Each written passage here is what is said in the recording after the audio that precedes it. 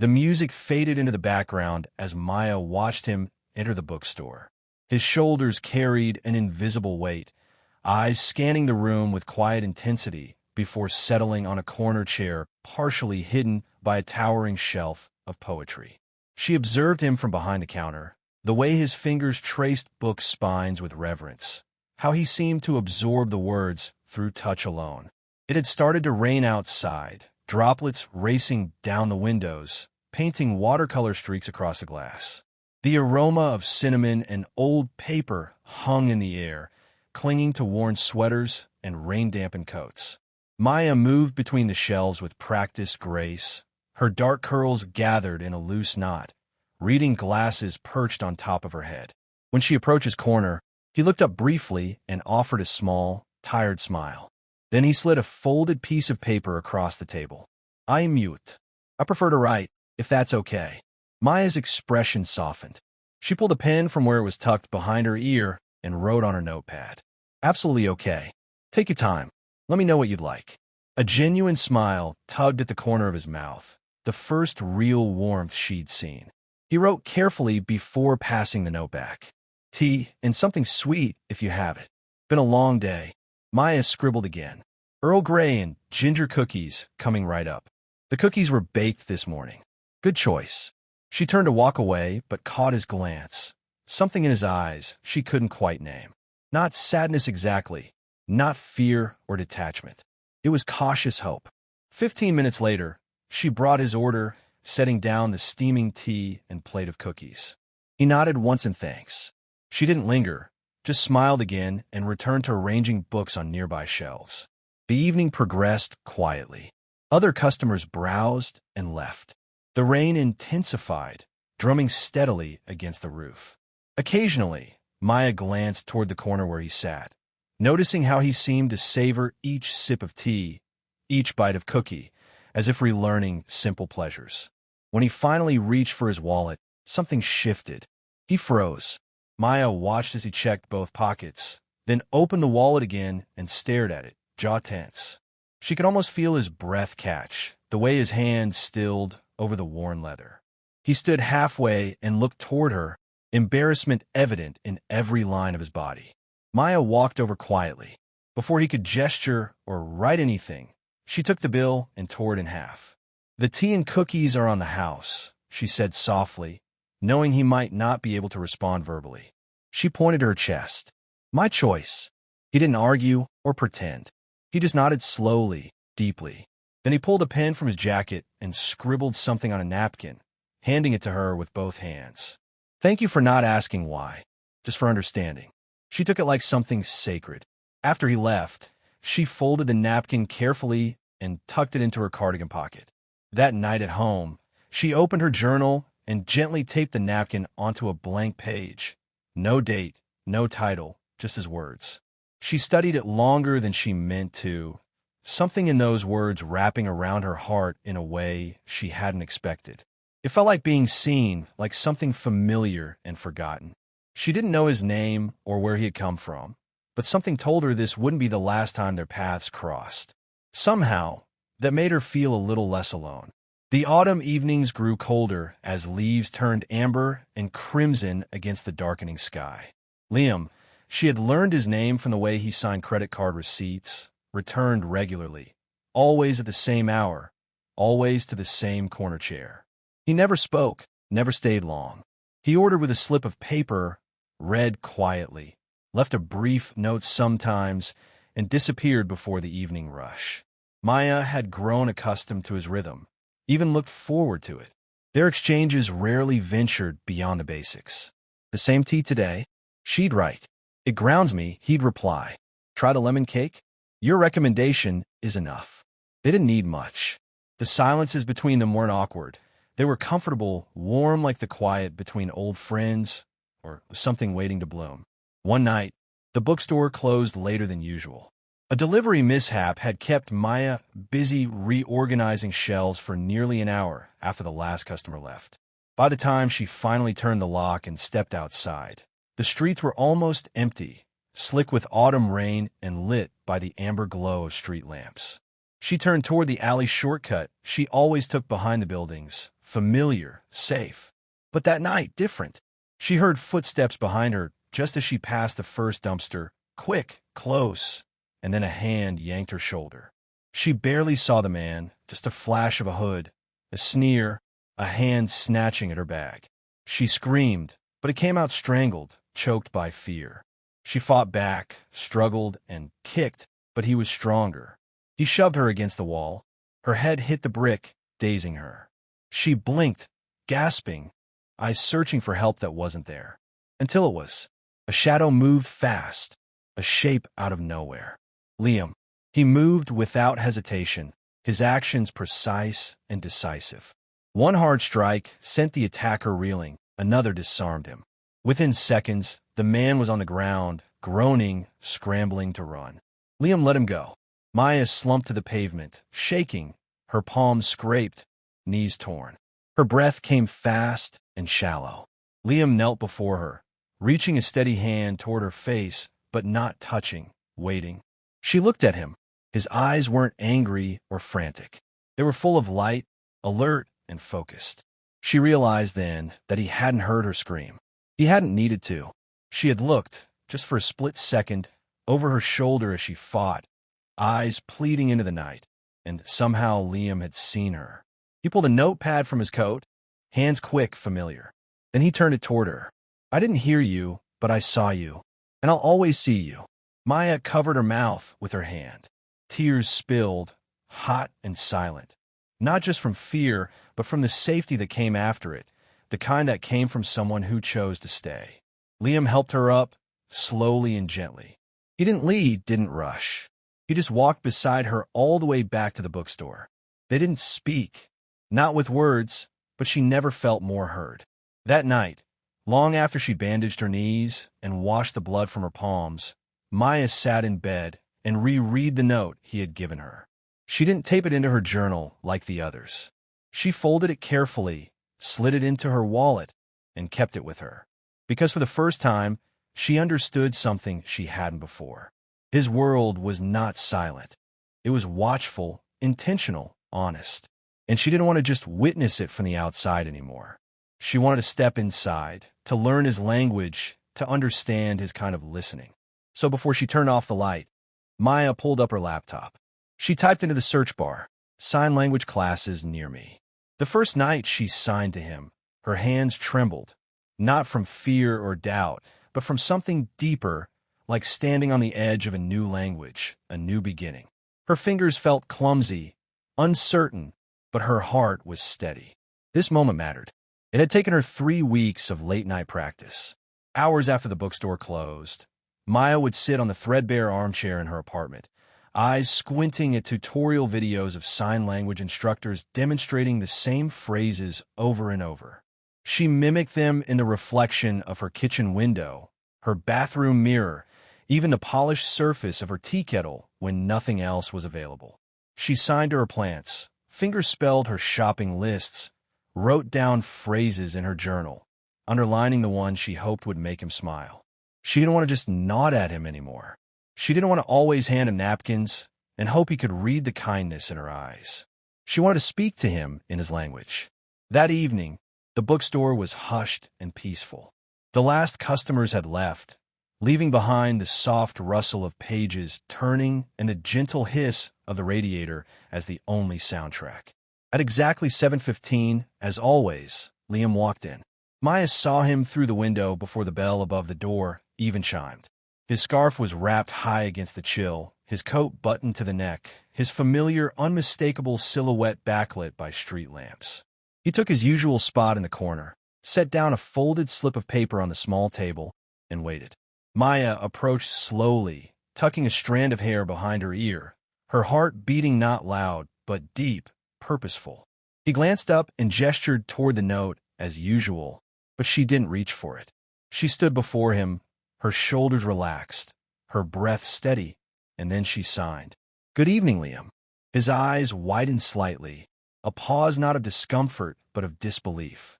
His brow furrowed, then relaxed. A beat passed, and then he smiled.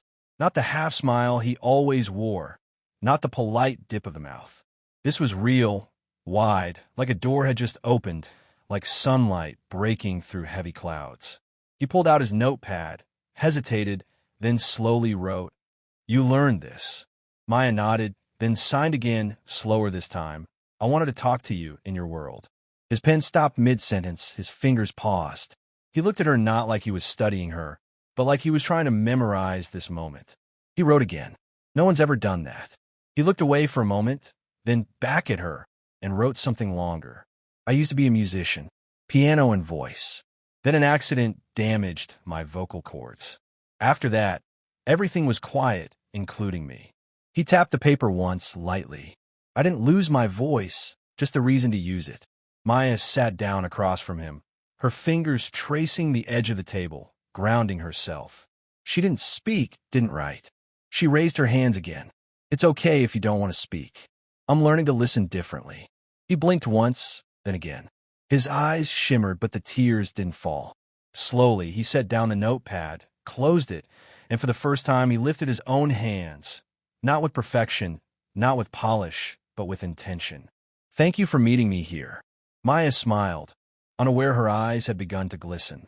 That night, they didn't need menus or notepads or pens.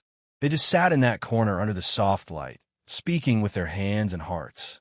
Liam showed her how to sign music, book, and autumn. Maya taught him hope, safe, and stay. Their fingers danced slowly, like two people learning how to waltz in quiet. No one interrupted. No one needed to. In that corner of the bookstore, in a language without sound, they told each other everything that mattered. And for the first time since Liam had lost his voice, silence did not feel like something missing. It felt full. It felt like love.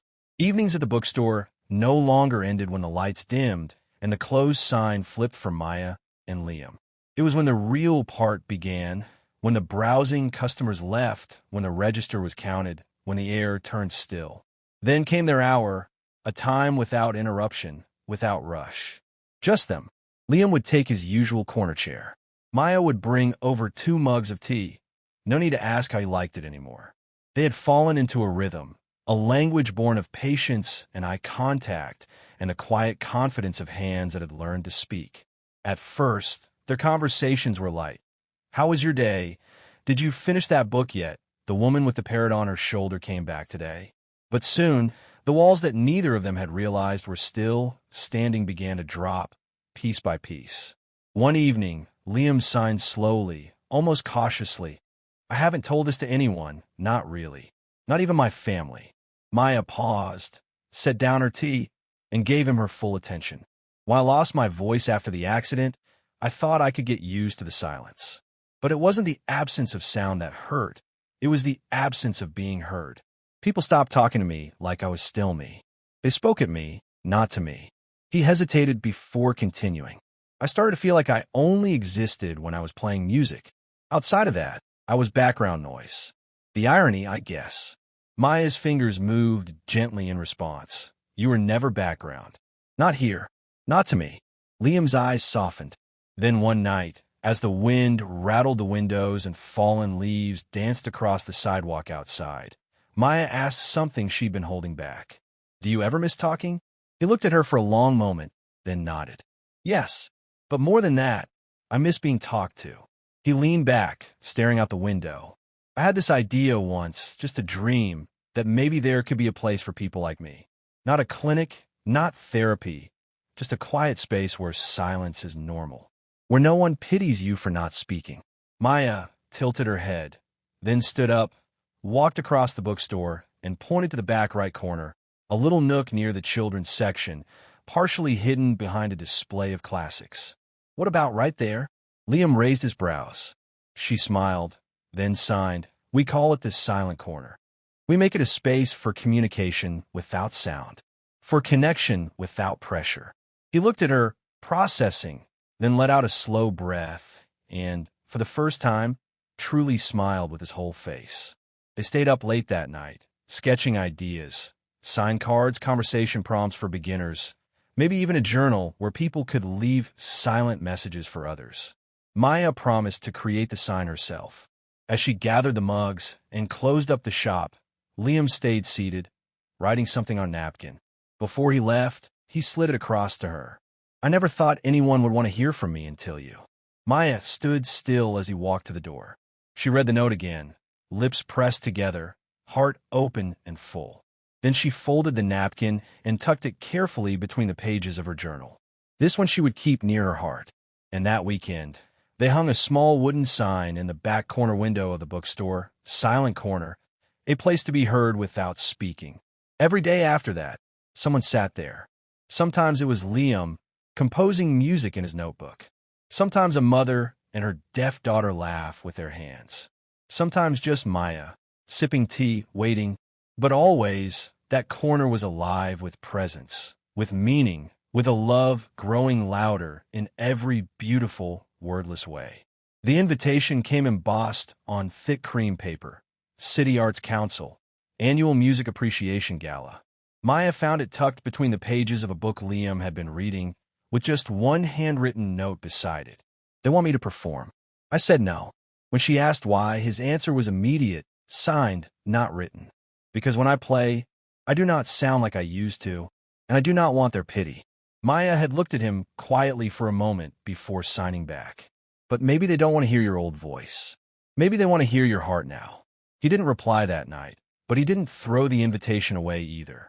The gala took place on a Saturday evening in the city's grand concert hall, with soaring ceilings and chandeliers that scattered light like fallen stars. Musicians in formal attire filled the room, instruments gleaming, voices hushed in reverent anticipation. Maya stood beside Liam in the lobby before it started, straightening his bow tie, smoothing the lapel of his tuxedo. He looked calm, but she knew better. "Ready," she signed. He hesitated, then nodded once. Inside, the master of ceremonies announced, "Tonight we welcome back to the stage, after a 3-year absence, pianist Liam Reed, honored tonight for his contributions to music education and accessibility." Applause rose in waves. Maya walked with him to the side of the stage. She carried no notes, just a small pin on her dress that read interpreter. When they reached the piano, Liam did not sit down immediately. He simply looked out over the crowd, then turned toward her. She took a breath and raised her hands.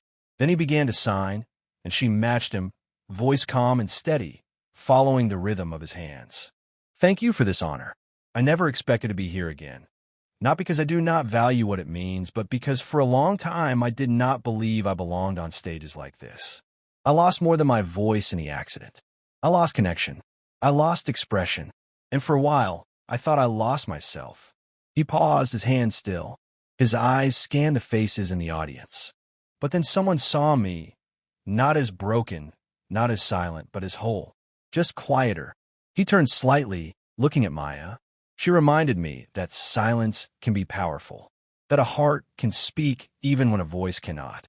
And today, I perform for every person who has ever felt unheard, not because they could not speak, but because no one stopped to listen. The room was silent for a moment too long. Then hands began to rise, palms open, fingers fluttering. Applause, the sign language kind. Dozens, then hundreds, a field of quiet stars blooming across the room. Maya looked out and saw tears on the cheeks of a woman in the front row, an elderly musician gripping the hand of his granddaughter, a teacher signing "Thank you" from the back. Liam sat at the piano. His fingers hovered over the keys for just a moment, then they descended. The music that flowed was unlike anything he had played before. It held pauses where there were once cascades, gentleness where there had been thunder. It was music that had learned to listen. After the performance, as people mingled and orchestral recordings played softly, Maya stepped aside to find water. When she returned, she saw him, Liam, crouched down in front of a little girl, no more than 8, wearing a velvet dress with hearing aids in both ears. She was signing furiously with tiny hands. Maya approached slowly, just in time to see the girl finish. "I want to be like you because you don't need to talk, but everyone listens to you anyway." Liam looked at the child, eyes shining. He signed back. "You already are like me. You are enough just as you are." Then the girl threw her arms around Liam's neck, and in that moment, he didn't need a stage. He had already said everything that needed saying, with his hands, with his music, with his heart. The last time Liam walked through the doors of the conservatory, it was quiet. Not the kind of quiet that he had learned to live with: the absence of applause, the silence of empty concert halls, or the weight of unspoken doubts. This quiet was different. It was final. It echoed with memory, with all the beginnings and endings that had happened behind those doors. It wasn't mournful, but it held a kind of gravity only known to those who had given everything and now were taking something back. He had completed the last round of paperwork with steady hands: resignation from his teaching position, cancellation of his office, return of his keys and access cards. Each item handed over was like closing a chapter that had once defined him. He shook hands with colleagues who had once performed alongside him, some who had supported him when he could no longer perform, professors who had once taught him and later learned how to understand his silence like language. His exit interview was completed, his final class taught. Officially, he was free. But standing there, watching students rush past with instrument cases and sheet music, Liam felt something unresolved twist inside him. It wasn't regret nor fear. It was the echo of unfinished purpose. A tether he hadn't yet cut, a direction he hadn't yet taken.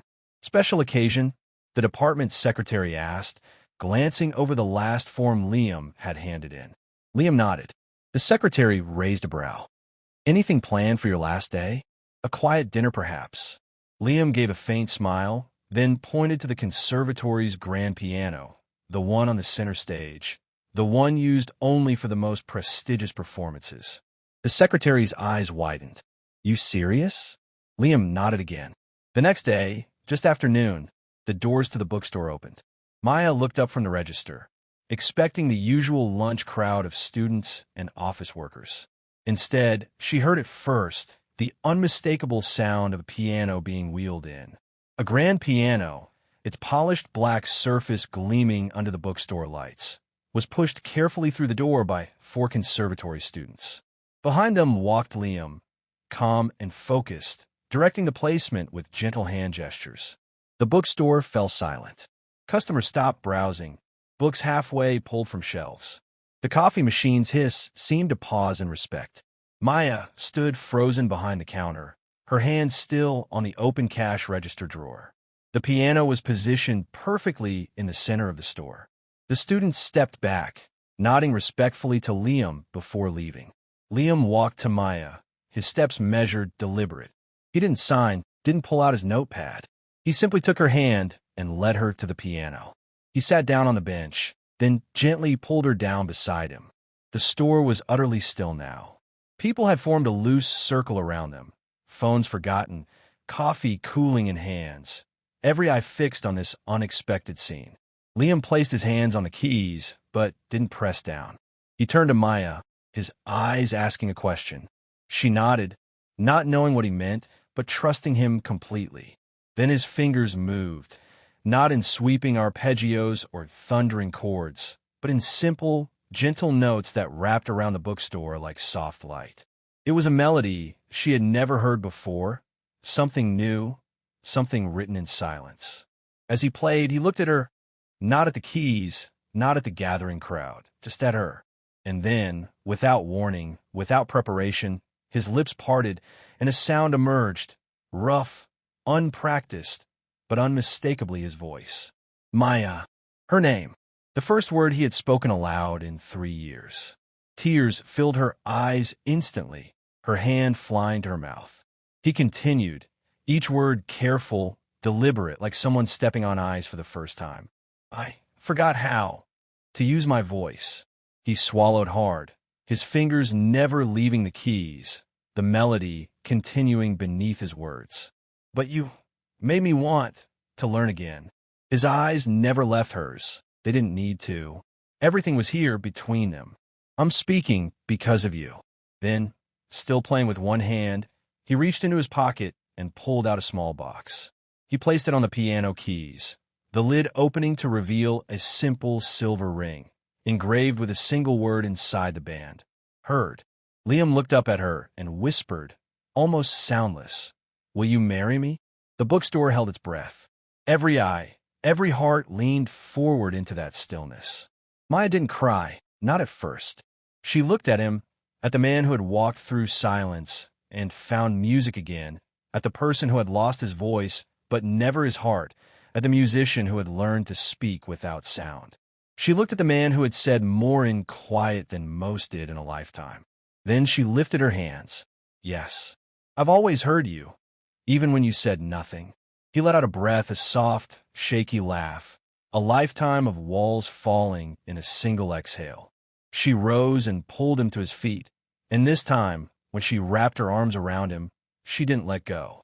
The bookstore erupted, not in cheers but in applause, the way only they knew how, hundreds of hands fluttering in the air like falling petals, the language of joy, the sound of love made visible. Outside, autumn leaves danced in swirls of amber and gold. But in the silent corner of the bookstore, something had bloomed, not from noise, but from a promise that even in the quietest places, you are never alone. Sometimes the most powerful voices are not the ones that speak loudest, but the ones that dare to reach across silence. Maya did not need words to understand Liam, and Liam did not need sound to show her his heart. In a world that often moves too fast to listen, their story reminds us that love does not need volume. It only needs presence, courage, and a heart willing to stay.